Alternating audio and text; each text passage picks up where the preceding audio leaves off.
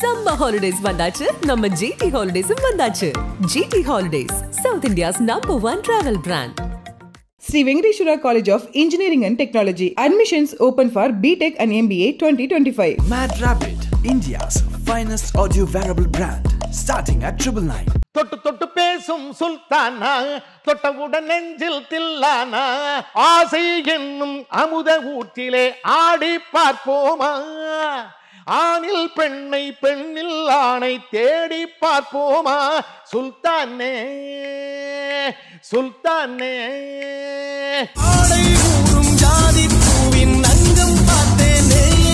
ரொம்ப சந்தோஷமா இருக்கு. ஏன்னா 25 வருஷத்துக்கு முன்னாடி பாடின பாட்டு அது.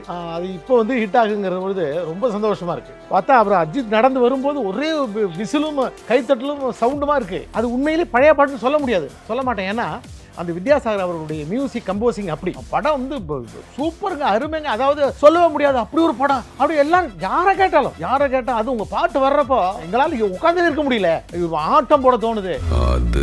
அது பாருங்க இப்ப இப்படி இருக்குது. நான் நினைச்சு பாக்குறேன், நான் எப்படி பயந்துருப்பான்னு தெரியுமா? நான் அப்படியே பயப்படுற மாதிரி இல்லையா?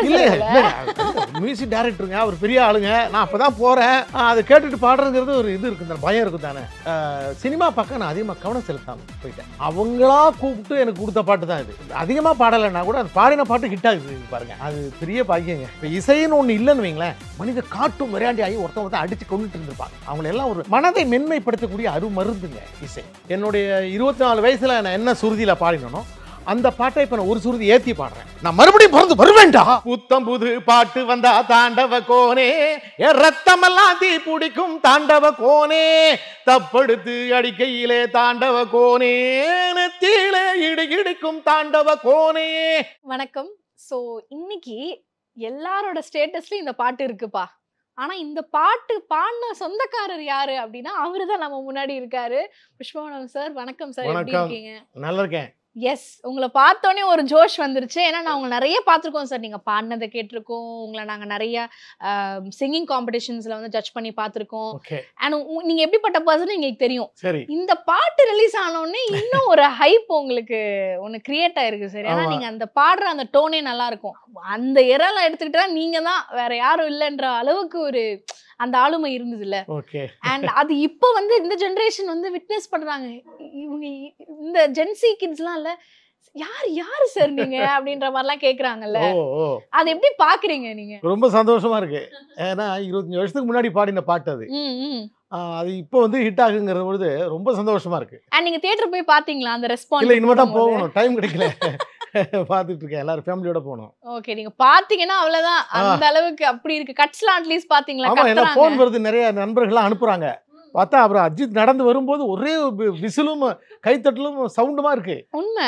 அண்ட் இந்த பாட்டு தான் முதல்னு கிடையாது உங்களுக்கு அஜித் சாரோட. நீங்க நிறைய பாடிட்டீங்க. அதுல வந்து வீரம்லாம் வந்து பெரிய, எனக்கு ரொம்ப பிடிக்கும் அந்த சாங் பாட்டு. எஸ். சோ இவ்ளோ வருஷம் டிராவல்ல எத்தனையோ பாட்டு வந்து உங்களுக்கு ரொம்ப பர்சனல் ஃபேவரட்டா இருக்கும். ஆமா. ஆனா இப்ப எதோ ஹிடன் ஜெம்லாம் எடுத்து ஃபேமஸ் ஆக்குறாங்கல்ல, அதை எப்படி பாக்குறீங்க நீங்க? ஏதோ மக்களுக்கு பிடிச்சிருக்குன்னா நம்ம வரவேற்க வேண்டியதுதான்.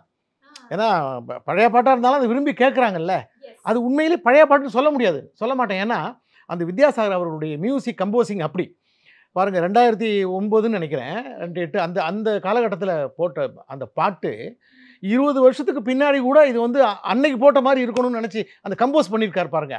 அந்த ரிதம்பிக் பேட்டர்ன் அவர்கிட்ட என்னென்னா மெலடி இருக்கும். அந்த மெலடிக்கான ரிதம் வந்து பட்டு இதாக இருக்கும், அது ஃபேஷனாக இருக்கும். அந்த மாதிரி அவர் மெலடி கிங்னு பேர். ஆனால் பாட்டெல்லாம் மெலடியாக இருக்கும். பின்னாடி ரிதம் பார்த்தீங்கன்னா அடிப்பொலி தான். ஆமா ஆமா, அடிப்பொலி தான். வித்யாசாகர் சார் கூடயும் நீங்க நிறைய பாடல்கள் பார்த்திருக்கோம். பட் இப்போ இந்த ஜெனரேஷன் நம்ம எடுத்துக்கிட்டா உங்களை நிறைய சாங்ஸ் வச்சு சொல்லுவாங்க. இப்போ ஒரு இரால வளர்ந்தவங்க அந்தந்த சாங்ஸ், நம்மளுக்கு இவர் வீரம்ல பாடியிருக்காரு, இந்த படத்துல பாடியிருக்காரு நம்ம ஒண்ணு சொல்லுவோம். பட் இந்த ஜெனரேஷன் கிட்ஸுக்கு உங்களை எந்த பாட்டு மூலியமா தெரியுதுன்னு நீங்க நினைக்கிறீங்க? இப்போ இந்த பாட்டு தான், இந்த தொட்டு தொட்டு சுல்தானா, அப்புறம் அந்த காத்தாடி போல ஏண்டி என்ன சுத்துற, ஆளா நான் முதலா, இந்த மாதிரி பாடல்கள் தான். அந்த தாண்டவ கோனை பாட்டு. ஆமா ஆமா ஆமா சார், அதுவும் பயங்கரமான ஒரு சாங். சோ அந்த பவர்ஃபுல் வாய்ஸ் இருக்குல்ல, உங்களை இப்போ நீங்க கரெக்டா ஐடென்டிஃபை பண்ணி உங்களை ஒரு சிங்கர் ஐடென்டிஃபை பண்ணி பிடிக்கிறதுன்றது கஷ்டம். சோ அந்த காலத்துல அவங்க அதை பண்ணிட்டாங்க. ஆமா.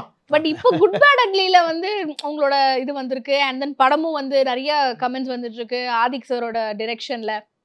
குட் பேட் அக்லில நீங்க வந்து தெரியாமலே ஒரு பார்ட் ஆயிட்டீங்கல்ல. ஆமாங்க ஆமாங்க.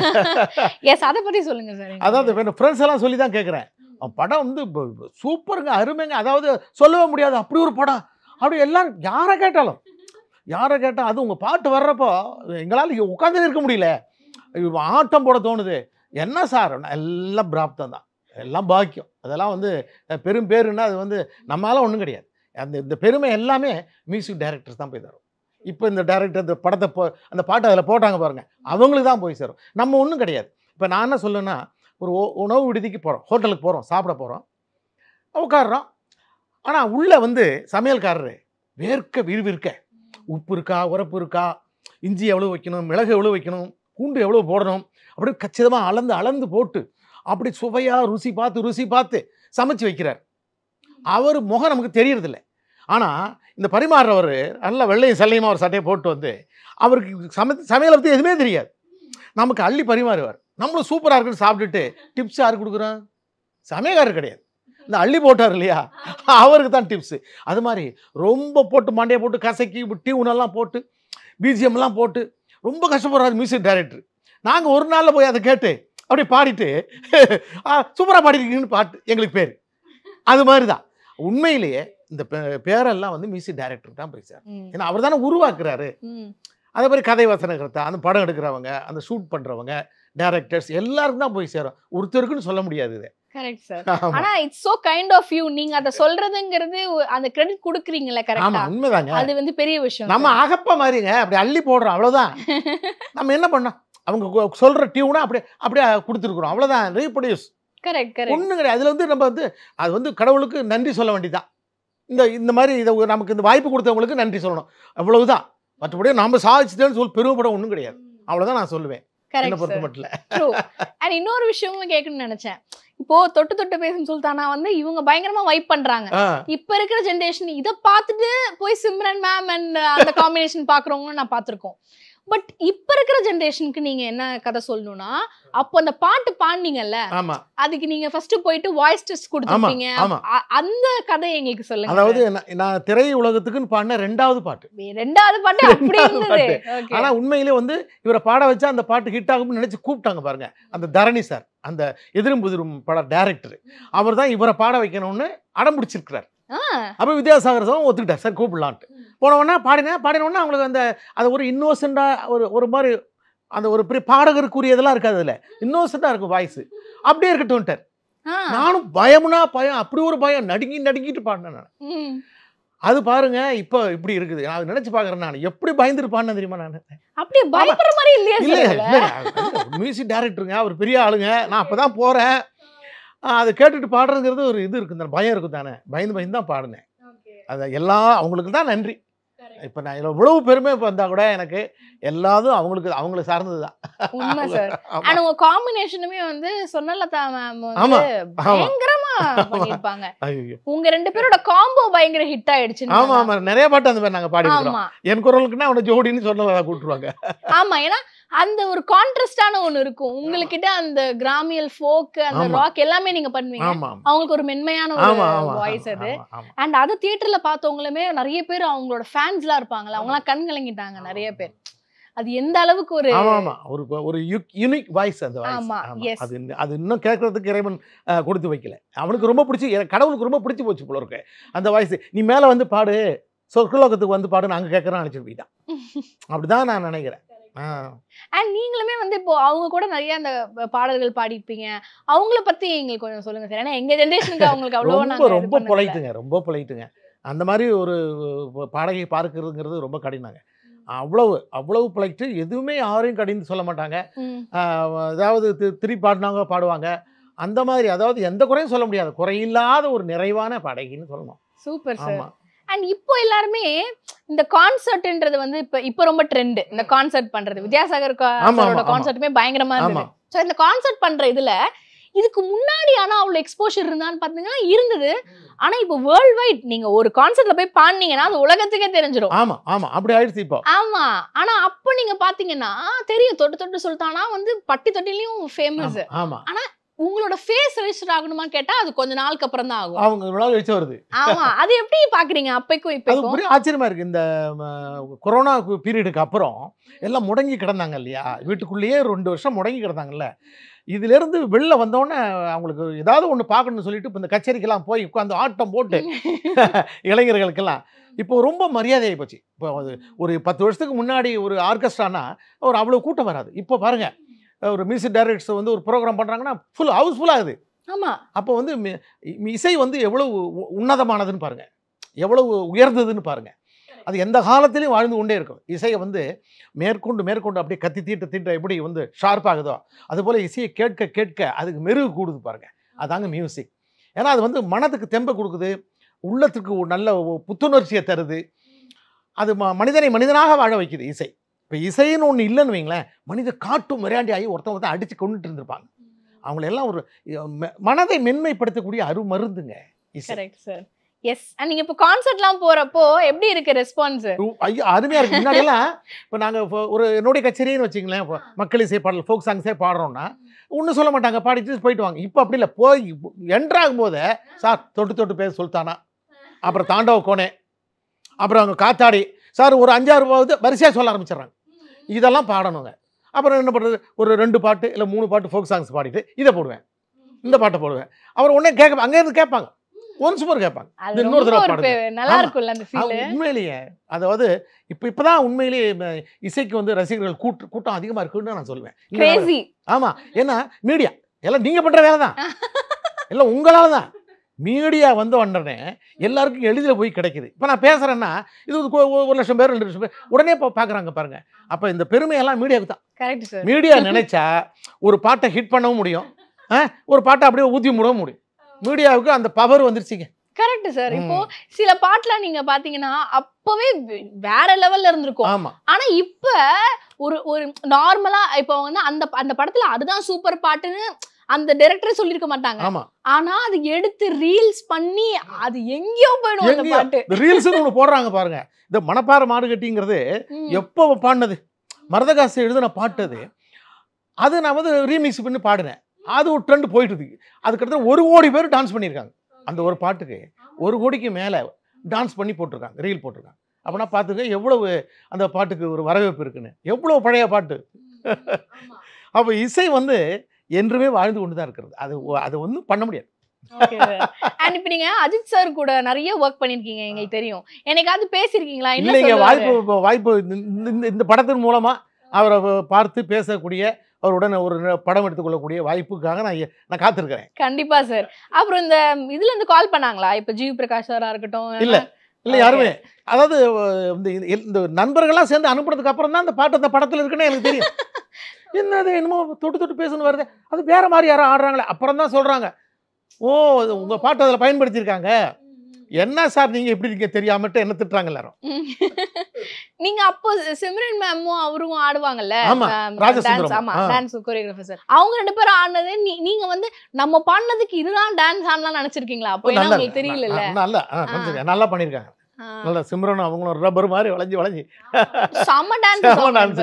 இப்ப கூட நிறைய ரிவ்யூஸ் வர்றது என்னன்னா சிம்ரன் மேமே ஆடணும் அப்படின்ற மாதிரி அவ்வளோ ஃபேன்ஸ் கிரேஸ் இருக்குல்ல சிம்ரன் மேம்க்கு. சோ அவங்களுக்குமே நீங்க அடுத்து நிறைய சிம்ரன் வந்து ரீல் போட்டிருக்காங்களே, அதே பாட்டுக்கு அவங்களே ஆடி ஒரு போட்டிருக்காங்களே. ஆமா, எஸ், அது ரொம்ப நல்லா இருந்துச்சு பாக்குறப்போ. அண்ட் இந்த மாதிரி நிறைய பேருக்கு கிரேஸ், அதாவது இப்போ அந்த காலகட்டத்தில் நான் வாழ்ந்திருக்கலாமேன்னு இப்ப நிறைய பேர் சொல்றாங்க சார். நம்ம ஃப்ரெண்ட்ஸ் எல்லாம் பேசும்போதே சே நம்ம ஏன் ஜென்சில இருந்தோம், அந்த காலகட்டத்துல பிறந்திருக்கலாம் அப்படின்னு. ஆனா அப்ப பிறந்தா கொஞ்சம் அட்வான்டேஜும் இருக்கு.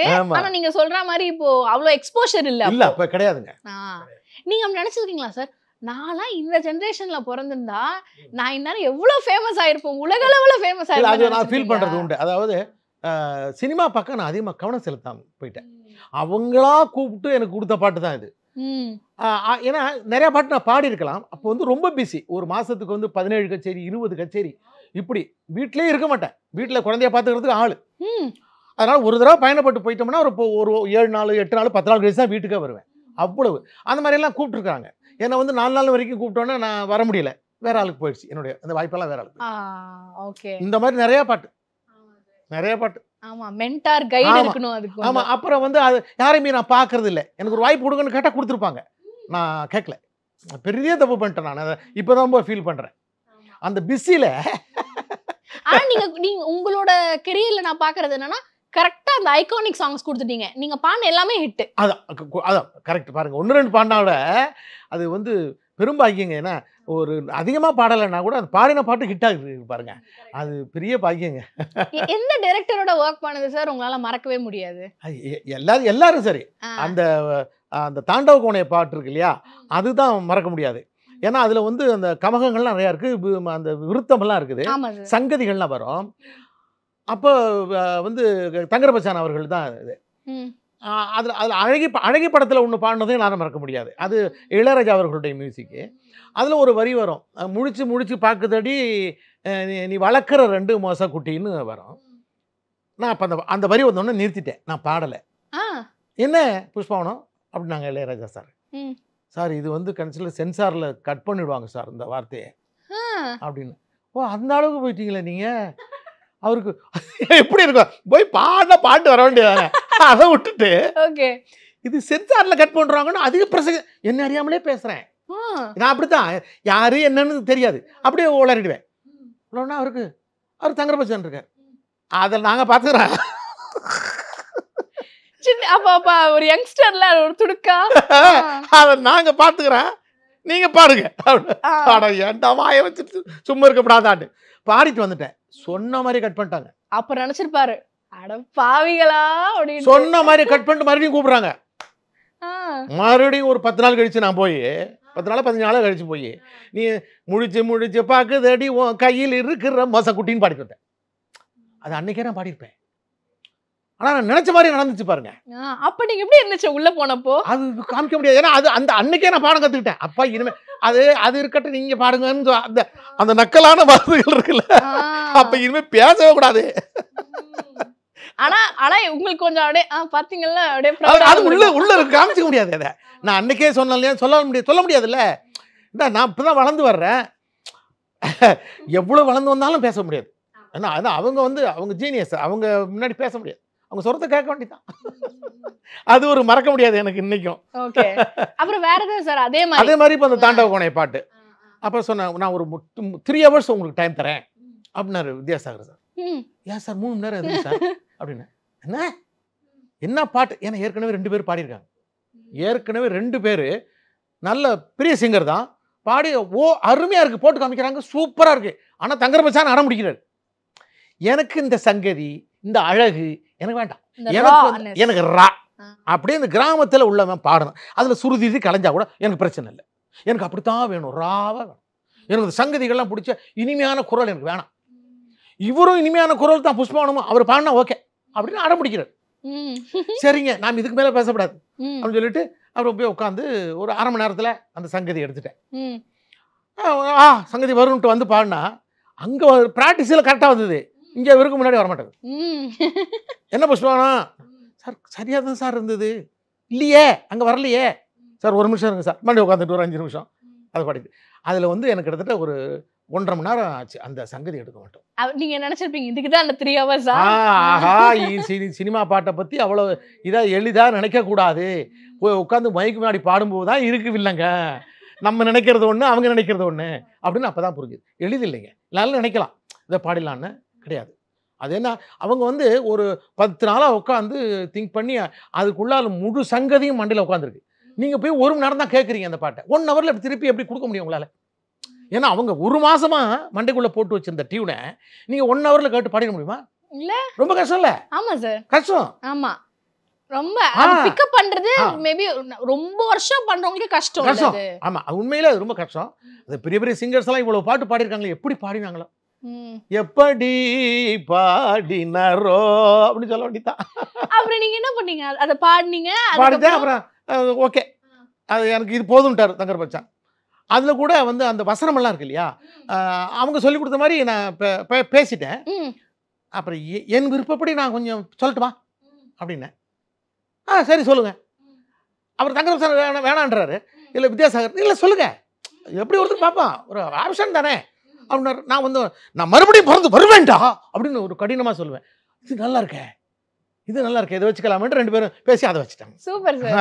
ஆமா, சிங்கர்ஸோட இன்புட் ரொம்ப முக்கியம் இதுல இருந்து. எஸ், அதை எங்களுக்காக கொஞ்சம் அப்படியே பாடுங்க சார். புத்தம் புது பாட்டு வந்தா தாண்டவ கோனே, ரத்தமெல்லாம் தீ பிடிக்கும் தாண்டவ கோனே, தப்படுத்து அடிக்கையிலே தாண்டவ கோனே, நெத்தியிலே இடி இடிக்கும் தாண்டவ கோனே, பாட்டு என்னும் சன்னல் வழி தாண்டவ கோனே, என் பழைய காலம் தெரியுதடா தாண்டவ கோனே, பாட்டு என்னும் சன்னல் வழி தாண்டவ கோனே, என் பழைய காலம் தெரியுதடா தாண்டவ கோனே, புத்தம் புது பாட்டு வந்தா தாண்டவ கோனே, என் நத்தமெல்லாம் தீ பிடிக்கும் தாண்டவ கோனே, தப்படுத்து அடிக்கையிலே தாண்டவ கோனே, நெத்தியிலே இடி இடிக்கும் தாண்டவ கோனே. Super sir. எப்படி சார் அப்படியே அந்த வாய்ஸ் மெயின்டைன் பண்றீங்க? அதுக்காக நான் ஒட்டையவே இல்ல சார். ஆமா ஆமா, டச் வுட் கண்ணு வைக்கல. ஆனா சொல்றேன், இப்ப சில பேர் வயசாக இது போகும். ஆமா, அதுக்கு அதை ஒரு பிராக்டிஸ் பண்ணிட்டு இருக்கேன் நான். எவ்வளவு வயசானாலும் நம்முடைய குரல் குறைய கூடாதுங்கிறதுக்காக என்னுடைய 24 வயசுல நான் என்ன சுருதியில பாடினோ அந்த பாட்டை இப்ப நான் ஒரு சுருதி ஏத்தி பாடுறேன்.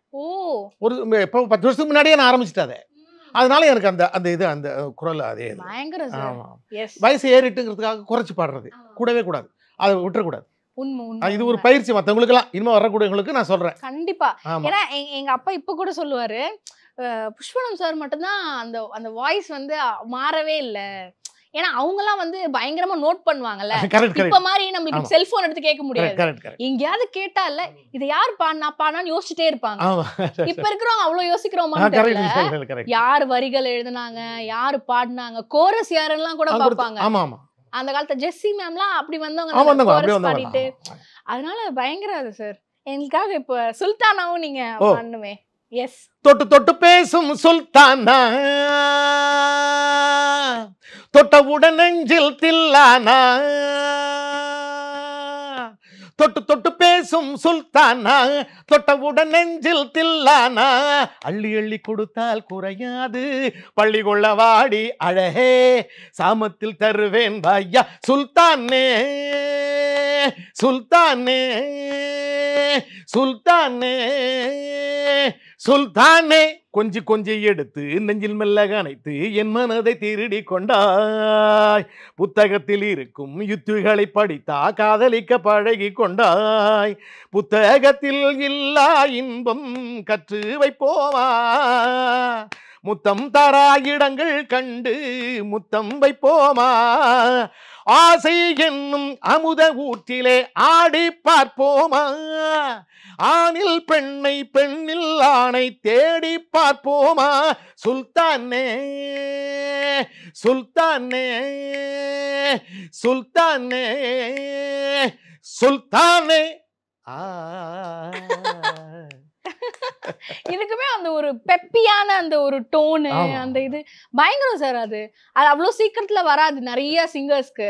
ஏன்னா அவங்களுக்கு ஒரு ஜானர்ஸ் இருக்கும். இப்ப சிங்கர்ஸ்க்குமே ஒரு ஜானர் இருக்கும்ல, மெலோடி பாடுவாங்க, ஃபோக் பாடுவாங்க. பட் இந்த காலத்துல இருக்கிறவங்க எல்லாமே ட்ரை பண்றாங்க. அண்ட் அந்த காலத்துல ஏயும் கிடையாது இல்ல. ஆமா, கிடையாது, எதுவும் கிடையாது, வாய்ப்பு இல்லையே. நான் எல்லாம் பாட்டு கேட்கறதுக்கு பக்கத்து வீட்டு ரேடியோவில் போய் உட்காந்து வேலி ஓரமா நின்று தானே கேட்டேன். உங்களுக்கு ரேடியோ இல்லை. அது என்ன உழைக்கிறவன் பாட்டு என்னடா பாட்டு வண்டி கிடக்கு வேலைக்காரனுக்கு அப்படின்னுடுவாங்க. அப்படி அப்புறம் மெல்ல மெல்ல ரேடியோக்கு லைசன்ஸ் உண்டு. நாங்கள் முதல்ல வாங்கின ரேடியோக்கு லைசன்ஸ். ஓகே, பயங்கரம் சார். எஸ், அண்ட் இது எல்லாமே ஒரு பெரிய விஷயம் தான். அண்ட் இப்போ சில சொல்லுவாங்க, ஏன் இப்போ புது பாடல்கள் ஏன் போட மாட்டாங்க, அங்க இருக்கிற பாட்டு எதுக்கு எடுத்து போடுறாங்கன்னு. பட் அதுவுமே நல்லதுக்கு தான். ஏன்னா நம்ம அப்ப இருக்கிற பாட்டெல்லாம் நம்ம விட்னஸ் பண்றது, அந்த மாதிரி இன்னும் நிறைய அதெல்லாம் பண்ணணும்னு நினைக்கிறேன். ரொம்ப நன்றி சார், எங்களுக்காக உங்க டைம் ஒதுக்குனதுக்கு. ரொம்ப அழகான பியூட்டிஃபுல்லான கான்வர்சேஷனா இருந்தது. Thank you sir.